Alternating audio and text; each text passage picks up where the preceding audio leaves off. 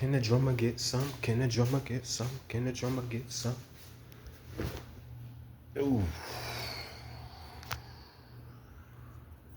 What up? What up, fool? It's your boy Ayo for real. Ayo for real.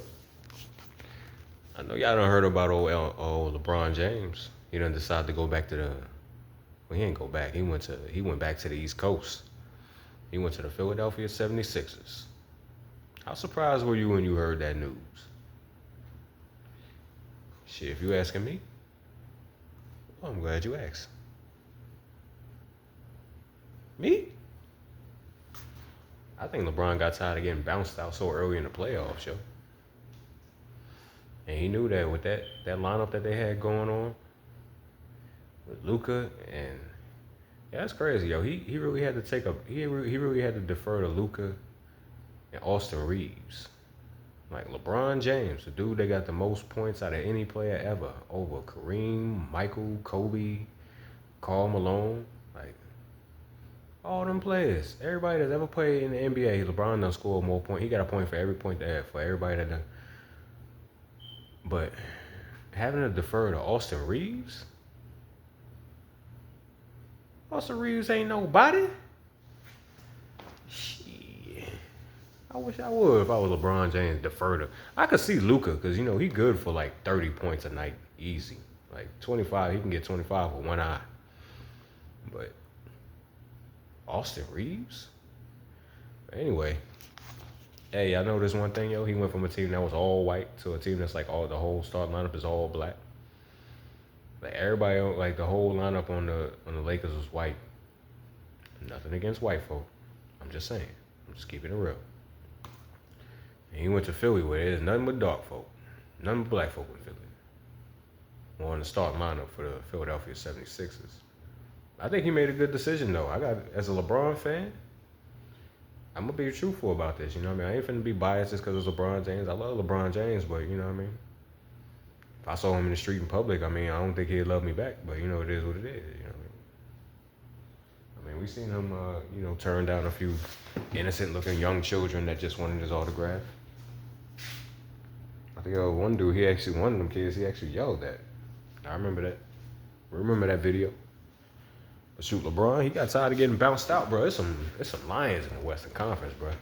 Yo, when I used to be coming up, yo, in like the mid-2000s, like 2007, 2006, because I got back into watching basketball like around like the end of 04 and beginning of 05 before D Wade and them won their championship.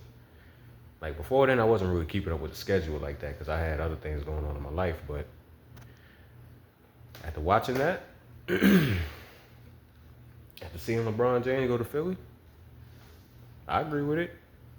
But let me go back to what I was saying, man. All my years coming up watching the NBA, I used to take it with a grain of salt when people used to say that the Eastern Conference is weak. Because I'm looking at it like, yo, these are professional NBA players.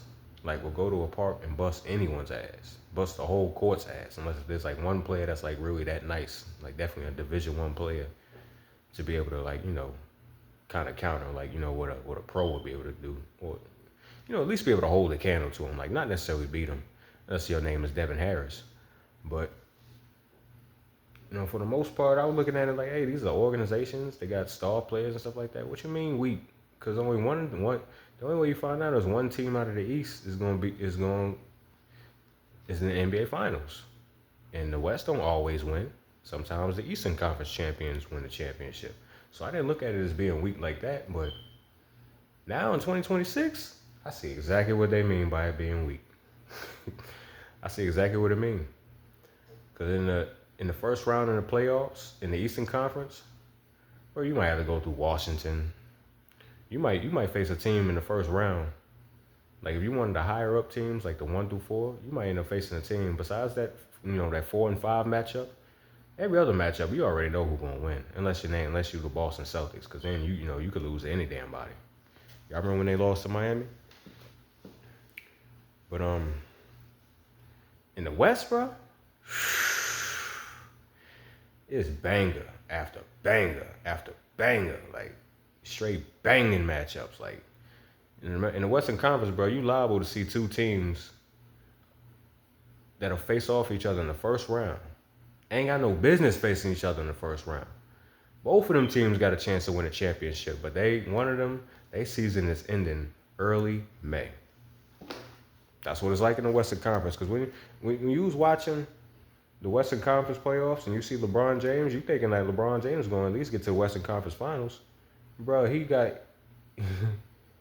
How many times did he get to the Western Conference? Like 2 times or 1 time or something like that? Like, I think he only got there 2 times since he been a Laker.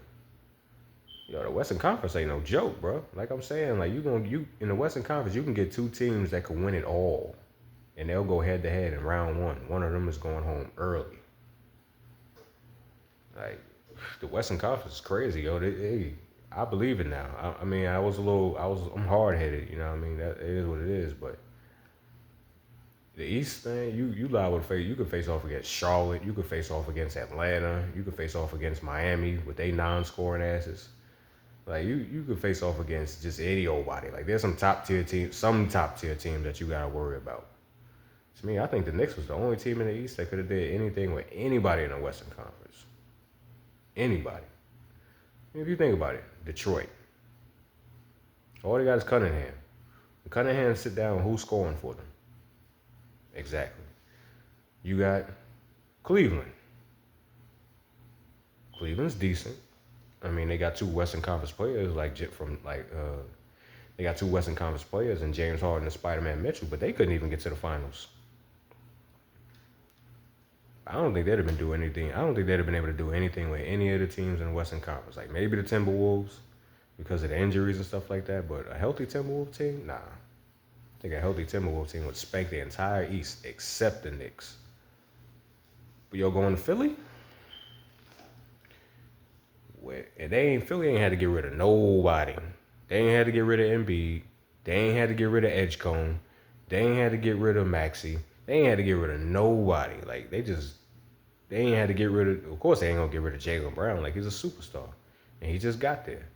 But you get what I'm saying? It's like certain teams, like, you know, when it's like when someone big is coming over to a team, you expect them to lose. Whoever that team that's gonna be getting them, like say like KD going to when he went to Phoenix, or you know when he went to Houston or whatever, like you would expect them to lose like 8 dudes for KD. You know what I mean? Like you expect them to lose like 3 dudes that's playing and 5 dudes from the future.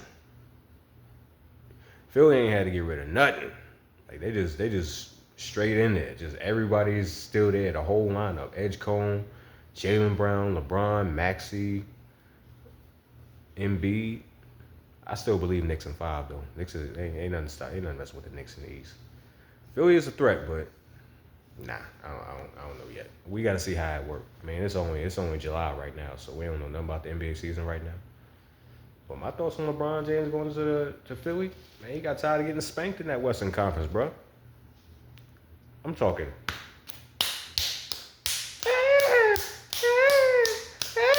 Boy, LeBron was getting his ass beat in the Western Conference. And I'm a LeBron fan, bro. Like, he couldn't do nothing with them young boys out there. He couldn't do nothing with Jokic. They barely beat the Rockets. I mean, I think the only reason why the Rockets didn't even take it to 7 games is because they ain't had no KD. But there you go. I don't know, fam. What y'all think is gonna happen next, man? What you think they're gonna do with Bronny? You think he's gonna end up getting waived? I think he's gonna end up getting waived. He might end up getting waived, or he might end up getting put in like some kind of package deal to like go to another team. But if he go to the other team, you think the other team gonna keep him? I mean, Bronny James, he might be good for about a good 5 or 8 points a night. I mean, I don't know. I don't know what team would trust him with the ball like that. You know what I mean? When you got a whole bunch of other professionals, because it is what it is with them. Like, you know, they be Bronny on your team, bro. They gonna be fishing for him. Like they gonna be fishing to get somebody to go, so for him to have to guard, so that you know, because he's a pro, but he's not really a pro. Like just put it like that. Like there's some like you don't think there's anybody in the NBA? You don't think there's anybody that's trying to get in the NBA anybody that's trying to get into the NBA, or there's nobody in the D League that's better than Bronny James. It almost feels like he's holding the spot hostage. Like, I understand the whole, you know what I mean, the father is LeBron and he got the pull to get Bronny on a team. This wasn't even supposed to be about Bronny James. I'm just bringing this up. I already told y'all how I feel about LeBron James. He got tired of getting spanked in that Western Conference. That Western Conference ain't no joke.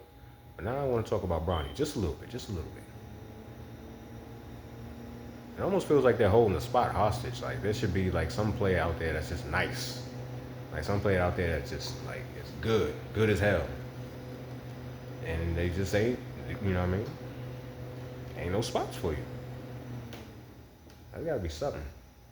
But yeah, man, I don't know what, I mean, you know, hey, in the Eastern Conference, LeBron, he at least gonna be able to get out the first round. You ain't gotta worry about that.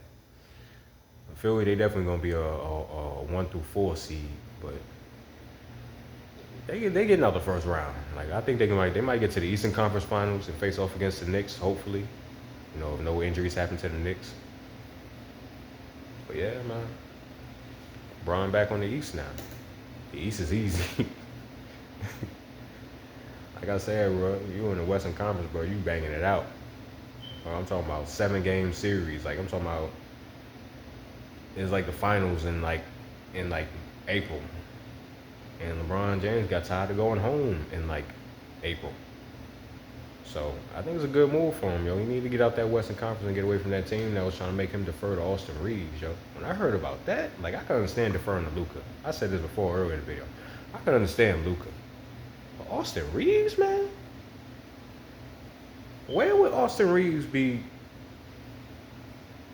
There's plenty of teams that Austin Reeves wouldn't even be able to be a starter. Like, he'd be a good bench player.